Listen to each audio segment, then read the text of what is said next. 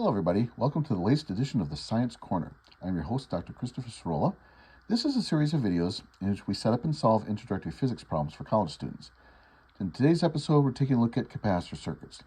Specifically, we're looking at the end results of capacitor circuits where they're fully charged. Now, the idea of charging a capacitor and how much time that takes, that's a different set of videos to talk about. But today we're worried about the case where the capacitors have sit there long enough, the voltage has been applied long enough for them to be essentially fully charged. So this makes it a little bit simpler for us here. So the question is this: we have a battery of 1.5 volts and it's connected not to one but to two capacitors. In the first case, the capacitors are in series with each other, meaning the first capacitor is here, there's a wire that connects them, second capacitor is here. In the second case, we're talking about capacitors connected in parallel. So a wire comes in, splits into two different sections. Capacitor 1 is here, capacitors 2 are there. The wires then combine again and then go off. Now in both cases, we have not drawn the rest of the circuit. This wire and this wire eventually loop around to our power supply or our battery. Same with this, here and here are meant to loop back around to where the battery is located. Okay, so we're not drawing all the circuit just to save some space, but they are there. So now, what do we know about these two circuits? Well, we are told that the capacitance of capacitor number 1 is 0.050 farads, like that, and capacitor 2 is 0.1 farads. These are pretty standard numbers, by the way, for capacitors you might use in a lab setting. Okay. Also, the battery has a potential difference, or voltage, of 1.5 volts. So those are the facts that we're given. In both cases, we're trying to find out the amount of charge that is attached to both of these. We want to determine the effective capacitance for the circuits like that. And if there's a total charge, we'll also end up finding that as well. So now, the reason it matters is because capacitors do not combine in the same fashion in different kinds of circuits. The way the capacitors are combined in series will be different than how they're combined in parallel, right? So that's why we have to make a distinction between them, and therefore also solving for the amount of charge that's stored on each capacitor is going to be different as well.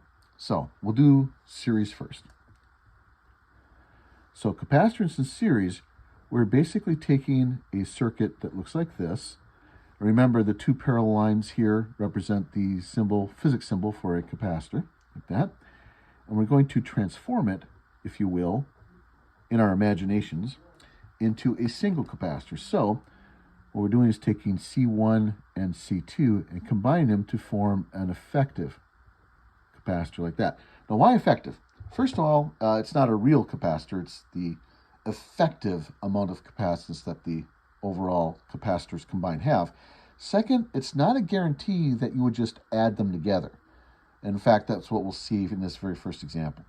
So we're not going to justify that here. This is a series of videos in which we go ahead and show how to solve the problems with the formulas already given. We're not deriving the formulas from scratch, usually. We're just simply showing how to apply them. So hopefully in lecture and your textbooks, you've seen this. For series, the effective capacitance formula looks like this. Now, I'm writing it again, as effective capacitance, like that, not as, say, total capacitance, because it isn't a total in true respects. So at this stage, it's probably just as easy as anything else to just plug numbers in and see what happens. So let's do that. So 1 divided by the effective capacitance is equal to 1 over 0.050 farads plus 1 divided by 0.100 farads, like this. All right. Now, this is where you have to watch things very carefully, okay? To remind everybody how algebra works, this sum is not 0.05 plus 0.1 on bottom. That's not how it works, okay? So there's a variety of different ways to go about this, but if you notice, 1 divided by 0.05 is simply the number 20. 1 divided by 0.1 is the number 10. And so 20 plus 10 then will be 30. Okay? So that's when we get the solution. Now, notice also the units are still in the denominator. So it's not 30 farads. Notice it's 30 per farad, if you will, or over farads, like that. And that's a hint. That's a hint that we are not yet done finding the effective capacitance of the circuit. If I want the effective capacitance of the circuit, I have to flip this. I have to take effective capacitance and get the reciprocal, which means I also need the reciprocal of this. Or if I do that, then the effective capacitance is 1 over 30 farads, like that. The reason to make a big deal of this here is that this is a very common mistake, especially say if you're in a test situation where you're trying to do things very quickly. You cannot just simply add these together. If you do combine them together and you even do it correctly, you're still not done with the question. You still have to make this reciprocal change. You have to flip these over. So notice what I did. I flipped this, and I flipped the number 30, and the farads too, by the way. That's why I kept the units. So everything's like that. Now, if you prefer to have decimal form, which is fine, then we could write as 0.033, if you will, farads, and either answer for my purposes is satisfactory. Chances are your instructors will want you to put this in decimal form, so you might end up reporting like that in an actual problem. But in any case, that's how you would calculate the effective capacitance. Now, next question is, what is the charge on each capacitor? This also, it turns out the calculation for this is pretty simple, but the interpretation is a little tricky, so let's go through it. So the formula for charge on a capacitor in general is the capacitance multiplied by the voltage that is applied to it, all right? So in our example, that's effective capacitance multiplied by potential difference to get the total charge that we have, if you will. So let's rewrite it this way so it's obvious what I'm up to. So I'm going to leave it as a fraction because I think it'll be easiest to see what's happening. But if you put in the decimal form carefully, you'll also get the correct answer, of course. The voltage was 1.5 volts. By the way, why choose 1.5 volts? AA batteries are normally set at 1.5 volts. Okay? And 1.5 divided by 30, that looks like that's a decently simple number, doesn't it? So if you look at 15 over 30 would be 1/2, or 0.5. Another power of 10, 1.5 over 30 is 0.05. So 0.05, and then because it's charged, the units are coulombs, like that. Okay. Now, here's where it gets a little tricky. What is the charge then on each of the capacitors?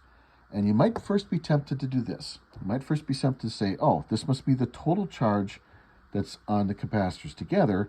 Therefore, this capacitor has some of the charge, this capacitor has some of the charge, and you have to add the two together and somehow calculate which one gets what share. That's not actually the case, okay? Instead, what happens is that you have an effective charge, if you will, across both capacitors. But a capacitor, if you realize, and if I were to sketch in what the capacitors are doing, and we're going to pretend for simplicity that they're parallel plate capacitors so they look like this, each one of them will have something like this on both sides of its plates, okay? And so it doesn't make sense, it turns out, to talk about the total charge. If you look here, these negatives and these positives will cancel each other out in a weird sense, and the effective charge starts from here and goes to here, if you will, or the effective field eventually goes like across like that.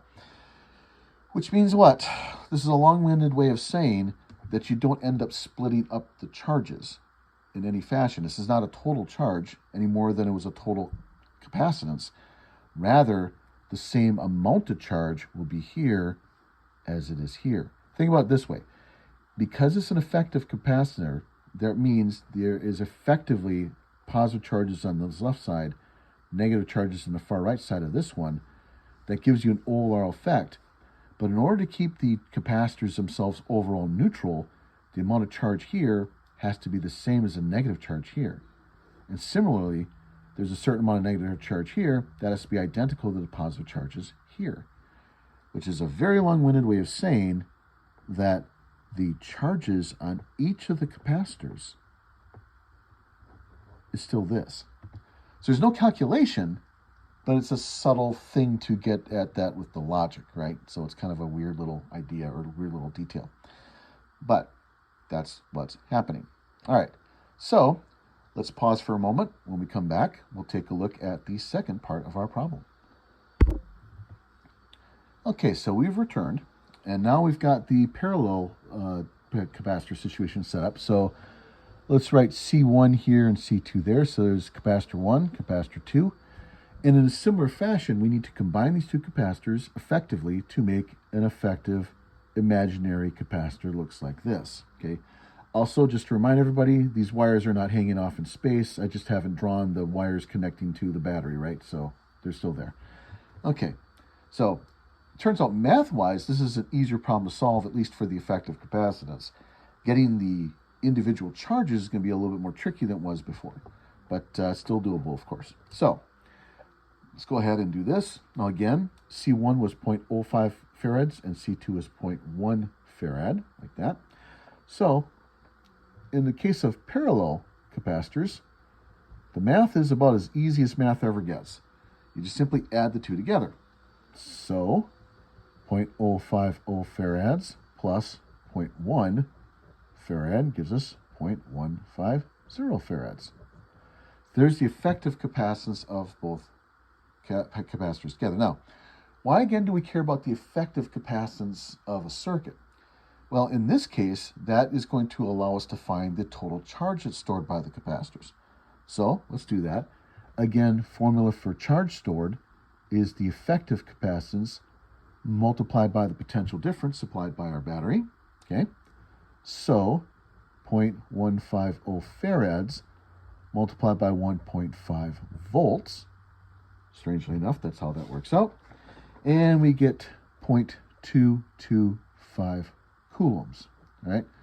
So there's the charge stored by the system of capacitors. Now, why am I calling it a system of capacitors? Well, let's think about it this way. In this particular case, because the capacitors are in parallel, because they're not along the same line, we don't have the same situation we had before. Instead, it is possible to have some charges like this, for example, and a different number of charges over here. Something like that, if you will. That's certainly allowable. It wasn't allowable before because if you had unequal numbers of charges when they're in series, the unequal charges will then flow until they become equal. You have to have the same number of charges or else it won't work. But in the case of capacitors in parallel, it is possible to have different amounts of charge on the different capacitors. So, second question then is, how much? How do we split this up and make this an effective idea? How do we do the math for this?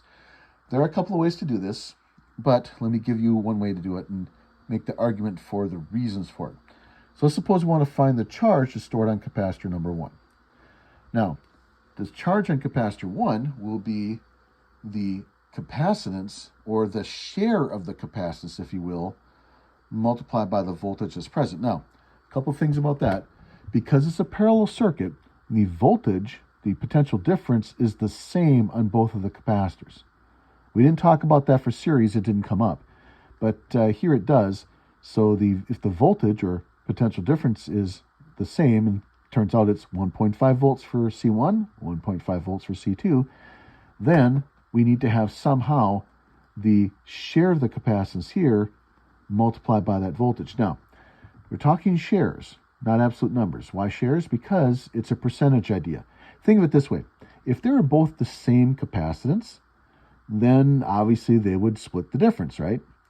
If one of them is larger than the other one, the larger one, because it has a larger capacity for storing charge, should have more charge. And the one that has less capacitance should have less charge. So a way of doing this is to create a ratio, if you will, or compared to the total possible. So Q1 will actually be this. It'll be C1 divided by the sum of C1 and C2, and then multiplied by the effective charge that's stored by the whole system. In other words, this is the share. This is the proportion or the part that this capacitor here gets. Why does it get this much? Because this is what C1 counts for, and this is compared to the total. All right, let's do it. So 0.050 farads over 0.050 plus 0.1 farad, like that. And then the charge, of course, is 0.225 coulombs. Now, I could run through the numbers real quick and show you that the answer, that's not a problem. But I want to go through this fraction a little bit more carefully to make this argument more obvious. So 0.050 on top, 0.05 plus 0.1 is 0.15 on bottom, or numerator and denominator, of course. And again, here's our charge off to the side. I don't have to keep the farads anymore, you notice, because those will cancel out unit-wise. Notice something interesting here. 0.05 divided by 0.15 is a third. So 1/3 of the overall charge in this example. And if we do the math further, to calculate it, 0.075 coulombs will be our answer.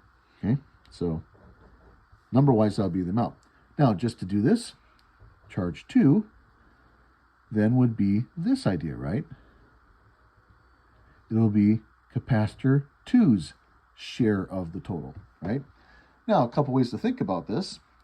One is to run through the numbers just like I did, so that would be 0.1 farad.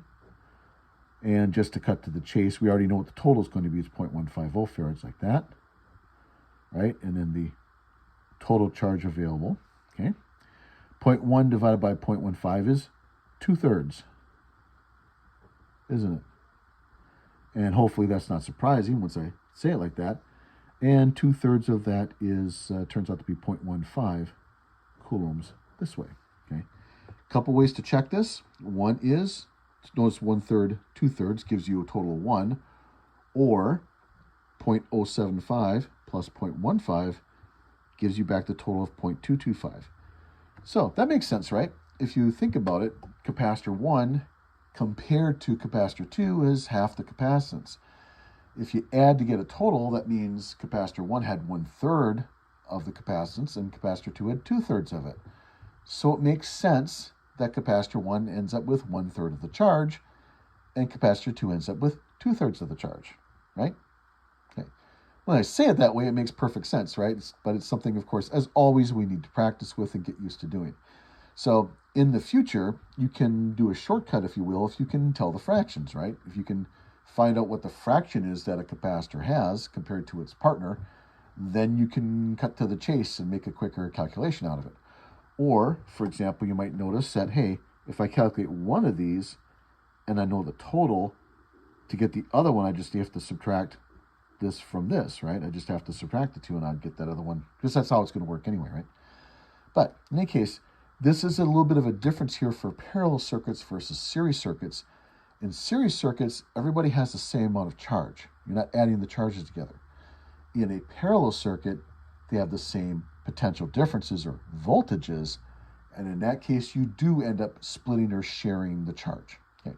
Just as a quick preview statement, in a few weeks in your time, you will probably come to talk about resistor and current in circuits, and there'll be a similar, not identical, but similar situation there where, again, parallel circuits will split up the currents, and you'll have to do funny things to calculate the resistance and so on. But those are stories for some other day. All right, everybody. This series is sponsored by the University of Mississippi and University of Southern Mississippi. Technical support is supplied by Cindy Gautraw and Sophia Turner. I am your host, Dr. Christopher Cirola. We shoot these videos in Hattiesburg, Mississippi. Thank you for your attention, everybody, and clear skies.